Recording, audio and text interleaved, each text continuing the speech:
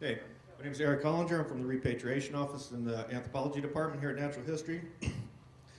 25 years ago, the National Museum of the American Indian Act created the Museum of the American Indian, but it also included repatriation provisions that required the Smithsonian to inventory our collections, consult with tribes, and when certain criteria met, repatriate human remains, funerary objects, sacred objects, and objects with cultural patrimony.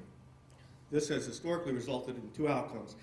Either the objects and remains are removed from the museum, usually reburied, lost to educational opportunities, even to the tribe in the future, or if the claim is denied for whatever reason, the objects and remains remain in the museum and the tribe has somewhat limited access to them going forward.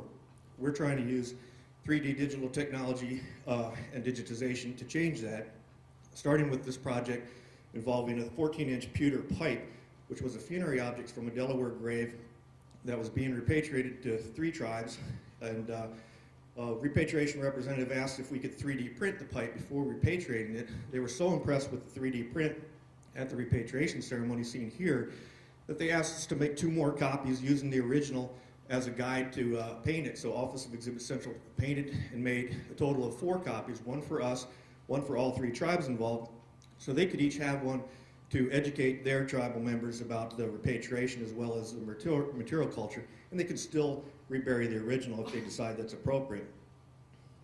The next project we undertook was for a 100-year-old killer whale hat that was from the Tlingit tribe in Alaska.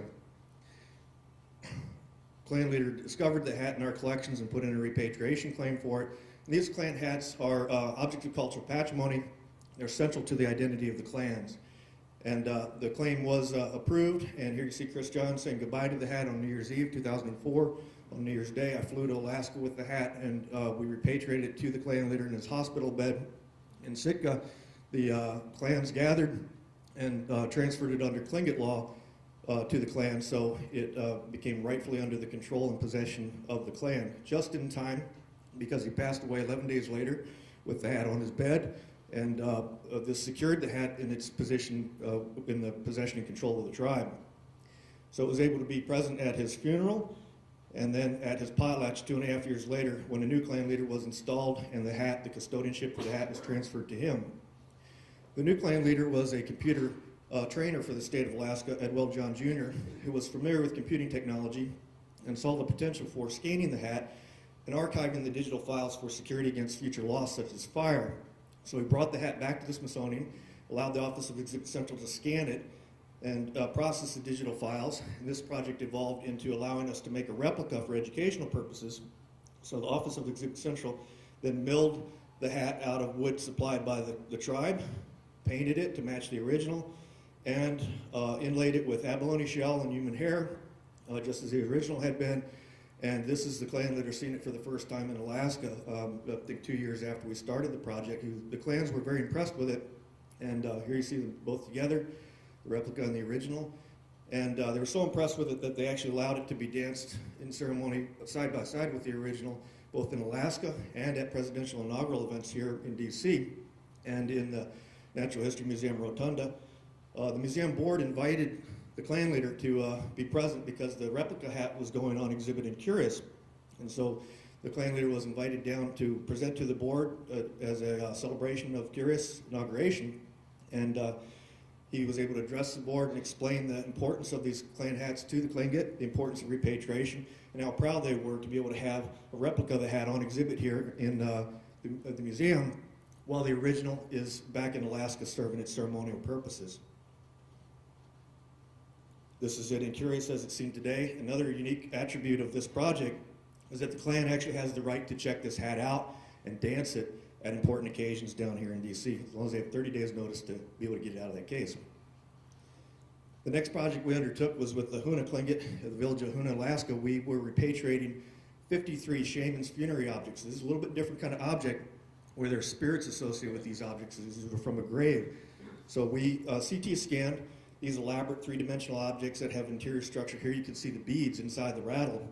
And Office of Exhibit Central was able to process the files and even able to 3D print the beads inside the rattles in this case. So this is something the laser scanners can't do, but the CT scanner can. So Office of Exhibit Central painted the replica, and they were so impressed with the The original, or with the first pilot that we did in this case, that they agreed to collaborate with us to make replicas of as many of the three-dimensional objects that we could. And you see here an example of some of the great diversity that's present. Because the spirits are associated with these objects, the Tlingit will not touch these objects for fear that the spirits will enter them and cause them damage. So this approach allows them to have three-dimensional replicas that they can handle, they can teach with, and they can put the original in seclusion. It also allows us to have a copy as well. They've agreed to allow us to retain a copy here. These objects were actually repatriated to them in 2013, so we no longer own them, but they immediately loaned them back to us. So they stayed at MSC, but they are legally under their control for the next 5 years while we undertake this replication project jointly with them. Some of the objects will be 3D printed, but you see others will be milled, like these wooden wands here.